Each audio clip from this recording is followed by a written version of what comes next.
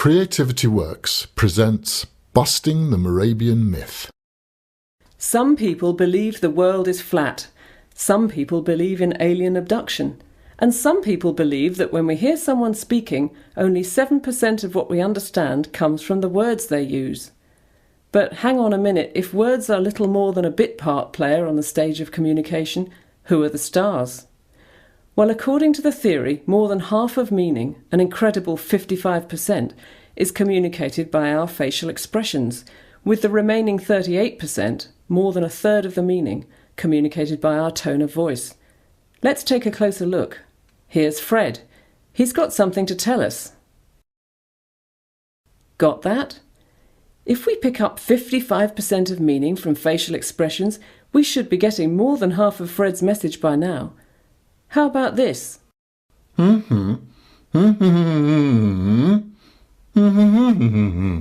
Now we can see Fred's face and hear his voice. We should be getting 93% of what he's trying to say. Do you know what he's talking about yet? OK, let's add the remaining 7%, the words. How come so many communications professionals still believe this nonsense? Good question, Fred. Maybe it's because it has the status of science. The formula was proposed in 1967 by Professor Albert Mehrabian of the University of California in Los Angeles. But that's not what I said.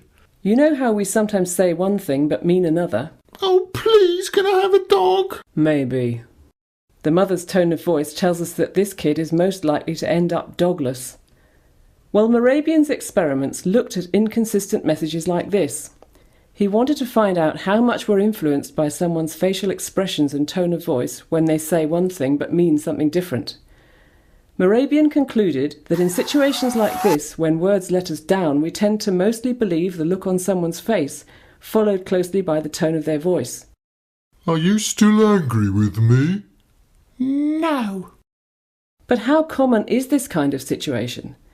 Do people take more notice of facial expressions and tone of voice than they do of words?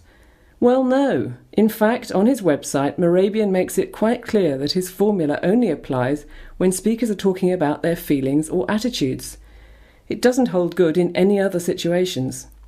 Communications professionals, please take note. It's just not true that delivery can make or break a presentation. If you prepare the words and the content of your presentation properly, you'll get your message across just fine. But if you concentrate on your performance at the expense of your content, you could fall flat on your face. So it's time to squash the Mehrabian myth once and for all. Of course, non-verbal signals play a role in spoken communication, but they're not more important than the words.